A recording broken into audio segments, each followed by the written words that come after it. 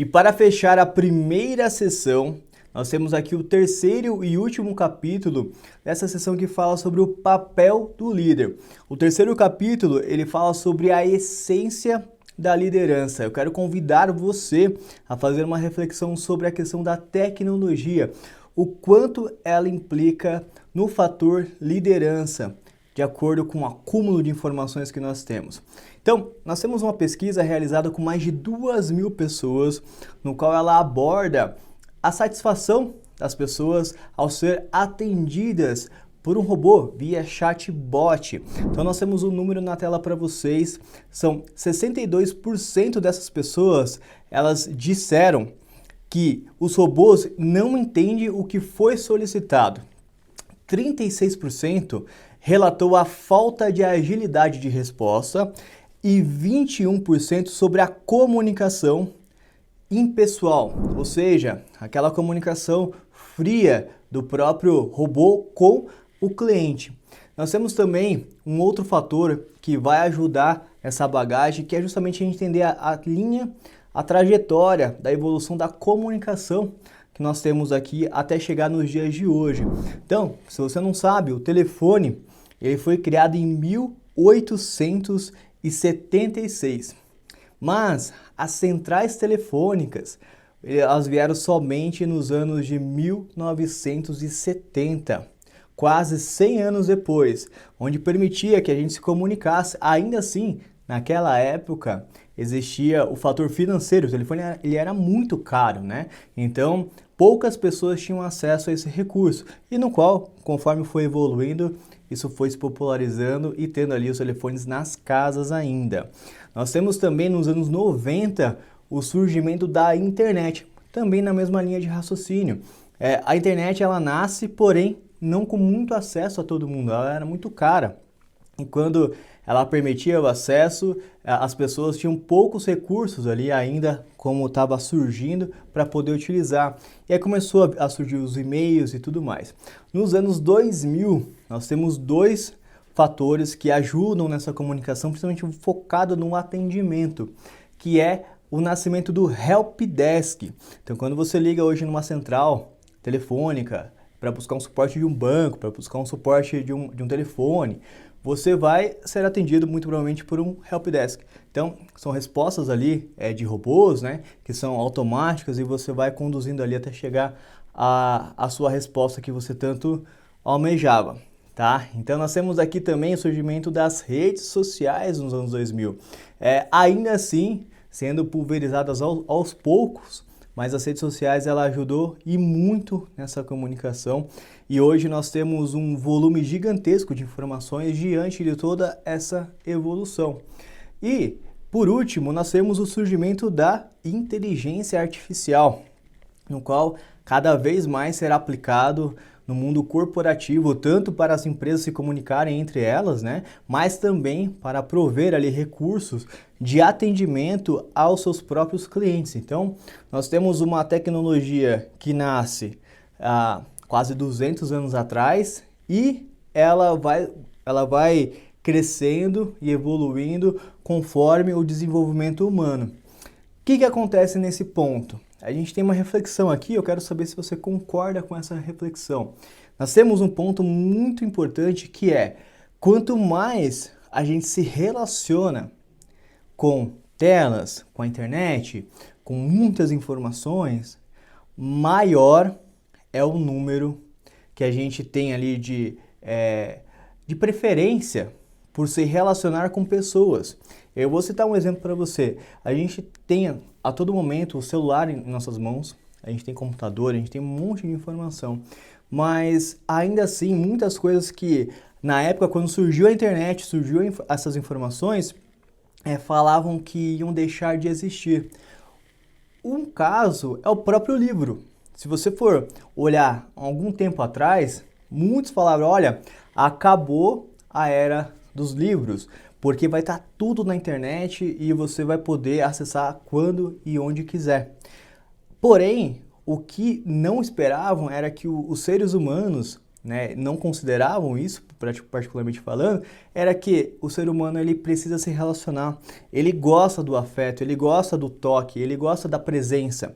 E você se relacionar com outra pessoa é um fator muito relevante para as nossas conexões, para que a gente se sinta mais humano, para que a gente se sinta feliz, né? A gente precisa desse relacionamento. Isso também está aplicado à questão de objetos. Por exemplo, eu não sei vocês, mas eu prefiro folhear em minhas mãos um livro do que ler um livro online.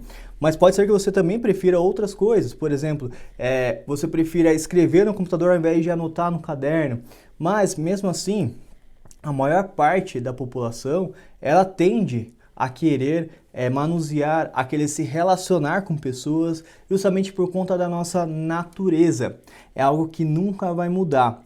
É a gente querer se relacionar com pessoas para sentir, para olhar no olho e ter o sentimento de quais foram as suas reações. E para isso também se aplica na questão de atendimento, conforme o exemplo que a gente deu agora há pouco. Você que está atrás de um celular, você teve um problema e você começa a se conectar com um robô por trás, você sabe que tem um robô te respondendo, você não se sente bem atendido. Você gostaria de ter alguém ali para ouvir a sua reclamação, para ouvir o seu problema e essa pessoa compreender o seu sentimento, o que de fato impactou na sua vida e ela buscar uma solução em conjunto com você. Aí sim você daria uma nota 10, por exemplo, por um bom atendimento. E é sobre isso que eu quero falar. Qual que é o papel do líder neste cenário, onde a gente tem os robôs fazendo muito do que a gente fazia lá atrás, né? O chamado feijão com arroz, por exemplo, o robô hoje consegue fazer um atendimento básico. Ele consegue fazer perguntas básicas e consegue trazer ali respostas de base ali para o cliente. Mas ele ainda não consegue, pode ser que um dia evolua nesse sentido, mas ele ainda não consegue entender, eu acho muito difícil que isso aconteça, mas entender o que a outra pessoa do outro lado do telefone ou do outro lado da tela está sentindo, qual que é o sentimento dela e o que de fato ela precisa, o que de fato levou a ela ter aquela opinião, aquela reclamação, enfim. Então, o ser humano, ele requer isso jamais vai mudar, e o profissional que entender isso, ele ficará muito atento no mercado, e o profissional que não entender isso, ele de fato ele vai ficar para trás, ele vai ser substituído por máquinas. Porém, você como um líder, o futuro líder, você deve entender que o líder nesse papel, ele tem que formar profissionais. Profissionais que vão além do que foi combinado, do que foi pedido, profissionais que entreguem cada vez mais, profissionais que estejam acima da média. E para fazer isso não é um caminho tão simples assim. A gente tem que, além de passar toda a orientação, além de dar todo o direcionamento, este líder ele deve ser muito mais exigente nos dias de hoje. Nós temos uma geração de pessoas onde as informações, a gente já tratou disso nos capítulos anteriores, estão muito vastas e existe essa questão de, olha, eu já sei, eu não quero ouvir, esse bloqueio aqui para escutar outras pessoas, correto? Eu vou citar um exemplo, não sei se você gosta de futebol, mas é um exemplo que eu gostaria de dar porque é muito comum de acontecer. Você que gosta de futebol, um time ele está jogando, um time que sempre jogou muito bem, ele está indo bem no campeonato, mas ele chegou no estágio onde ele se acomodou. Ele está fazendo o famoso feijão com arroz e já não está entregando mais resultados como entregava antes. Muito comum você ver um técnico na beira do gramado, ele até esbravejando, até mesmo gritando com seus jogadores, justamente porque a única ferramenta que ele tem ali na beira do campo, ele não pode ir lá conversar no pé do ouvido com algum, não pode mostrar através de uma apresentação alguma estratégia, enfim, a única coisa que ele tem em mãos, ou melhor, para utilizar, é justamente a sua comunicação ali na beira do campo, e nada mais, e depois no intervalo ele tem como corrigir ali com outras ferramentas. O que acontece? Esse técnico, ele está tentando, de alguma maneira, tirar os seus jogadores e mostrar para eles que é importante eles saírem da zona de conforto. Porque se eles ficarem naquela média, uma nota 5 para 6, eles não vão evoluir e não vão entregar o resultado que se espera, que é a vitória daquele jogo. Isso acontece também, esse desafio ele também acontece com o líder. Então você vai encontrar muitos profissionais que estão ali acomodados e você vai precisar tirar eles da zona de conforto. Mas para isso o nível de exigência deve ser alto. Então, como que você trabalha esse aspecto? Então, por isso que eu quero entrar agora na questão do fato de você delegar. Então, nós temos uma imagem aparecendo na tela para vocês. Nós temos 4 passos para que você conduza o seu time a este caminho. Então, o primeiro passo é demonstrar como deve ser feito. Então, você vai explicar para esse liderado como que ele deve ser feito. Porque assim, muitas vezes quando a gente fala em delegar, as pessoas confundem com delargar. Então, ou seja, eu passei a demanda para fulano de tal, esse fulano está responsável por executar e quando ele executar eu vou receber e avaliar. As coisas elas não funcionam exatamente assim. Para você garantir que a entrega ela seja satisfatória, você deve saber como delegar e aqui estão os passos para a gente poder seguir. O primeiro passo, então, você deve demonstrar como deve ser feito. Então, muito provavelmente lá, voltando ao exemplo do técnico de futebol, ele fez os treinamentos dele durante a semana para jogar no final de semana e durante a semana ele demonstrou, ele fez análise, ele mostrou vídeos, ele fez uma série de explanações para mostrar como que aquele time ele deve se aplicar dentro de campo. E já o segundo passo para a gente poder entender como que a gente deve delegar é ensinar o passo a passo. Nós temos aqui você mostrar qual que é a sequência correta. Então, numa atividade, seja ela qual for, existe uma sequência lógica onde você deve ter um começo, meio e fim. Pode ser que isso aconteça com você também, mas o seu liderado ele vai olhar e vai começar pelo final. Ele não começa de fato pelo começo, por mais que pareça óbvio, mas a gente precisa orientar também qual que é o passo a passo daquela demanda. Maravilha? Vamos ao terceiro passo.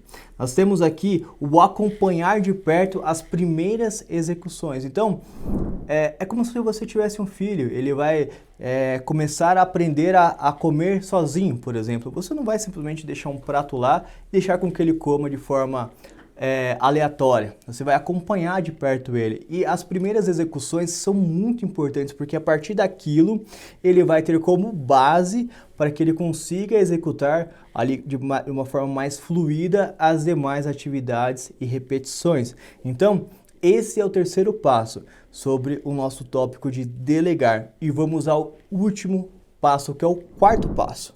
Nós temos aqui realizar feedback de acompanhamento e demonstrar os próximos passos. Então, é muito comum também a demanda ela ser entregue e você acolher a demanda, a entrega e passar para o próximo caminho. Aqui está uma grande oportunidade de você que é líder e também do seu liderado de ter um grande aprendizado de ambos. Olha, funcionou transmitir a demanda dessa maneira para você? O que você achou? Você também, como líder, também pedir o feedback ao seu liderado, mas também dar o feedback para ele de como que você entendeu que aquela demanda deveria ser concluída e como que ele executou e trazer os pontos fortes dele e também trazer, olha, esses pontos aqui você deve melhorar para que a gente possa evoluir num próximo projeto e tudo mais. Maravilha?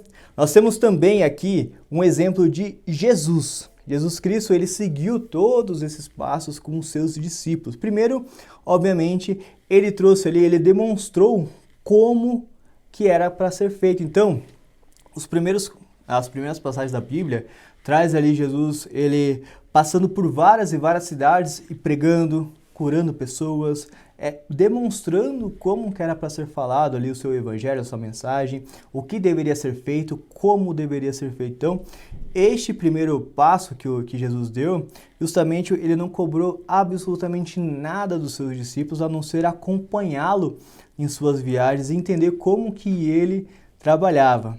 Jesus também, num segundo passo, ele trouxe ali as primeiras execuções, então ele ensinou o passo a passo ali numa ordem correta, né? Ele ele trouxe ali exemplos muito bacanas sobre isso, sobre como que eles deveriam curar ali pessoas, enfim. Então teve bastante ensinamento em relação a isso, como se fosse um passo a passo mesmo. Nós temos o terceiro passo que Jesus deu, que foi quando ele mandou ali o pessoal para a primeira viagem. A gente vai tratar também desse assunto. Ele enviou, no capítulo futuro, ele enviou os 12 discípulos para uma viagem. E, de uma forma muito curiosa, eles foram ali com algumas instruções para poder aplicar aquilo que de fato Jesus tinha ensinado. Então, esses discípulos, eles tiveram uma bagagem, tiveram ali o passo a passo e depois eles foram aplicar. E ao retornarem, eles deram um feedback muito positivo para Jesus. E aí entra no último tópico, que é o feedback. Então, vai subir na tela aqui para vocês. Nós temos aqui em Lucas 10:17. Senhor, pelo teu nome até os demônios se submetem. E Jesus, após isso, ele festejou com os seus discípulos. Então, como uma dica aqui extra, olhando esse ensinamento aqui de Jesus, nós temos todo o passo a passo que ele teve ao aplicar ali com os seus discípulos ali o que eles deveriam fazer, como que eles deveriam fazer. Ele colocou em prática aquilo, levando eles ali para outros caminhos. Cada dupla foi para um caminho, para uma cidade e fez o trabalho. Ao retornar, eles ali fizeram um feedback, né? Eles, poxa, tivemos muito sucesso, tivemos muito êxito. E Jesus, ele não partiu para a próxima, ele comemorou. E é esse um ponto muito bacana, porque às vezes a gente está com tanta tarefa, com tanto acúmulo, né? Com tanta responsabilidade também no papel de liderança do projeto, enfim, e a gente acaba esquecendo de comemorar. E o fato de você comemorar quer dizer que, eu vou citar um exemplo, Deus fez a terra em 6 dias. E no último dia, no 7º dia, ele descansou. Agora você pergunta, Deus precisa descansar? Não, na verdade Deus estava contemplando aquilo que ele fez.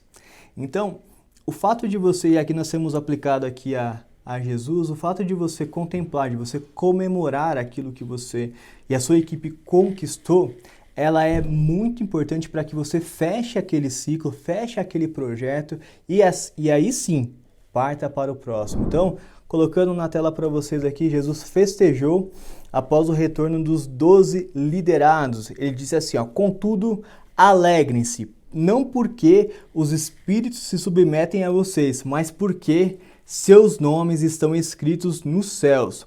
E ele dá na sequência, felizes são os olhos que veem o que vocês veem. E essa atitude positiva de Jesus deu ali segurança e confiança para que os seus discípulos pudessem dar os próximos passos, junto ali também na presença de Jesus. Então, você como líder, para a gente fechar esse terceiro capítulo, desculpe, a gente tem ali alguns ensinamentos no qual você agora vai adentrar as perguntas finais deste capítulo para que você possa refletir. E Jesus, ele tem ensinado muito como deve agir, ele vai te ensinar demais como deve agir com os seus liderados, e faça uma análise de como que você está atuando no seu dia a dia. Se você, ao concluir uma tarefa, um projeto, você está de fato contemplando esse projeto. Se os seus liderados eles têm liberdade para também trazer ali o seu feedback sobre a continuidade, sobre a fluidez daquela tarefa. E se você está preparado para os desafios de tecnologia que nós estamos enfrentando e cada vez mais será mais acentuado ainda, os seus líderes, ou melhor, os seus liderados, eles são acima da média? O que cada um está entregando?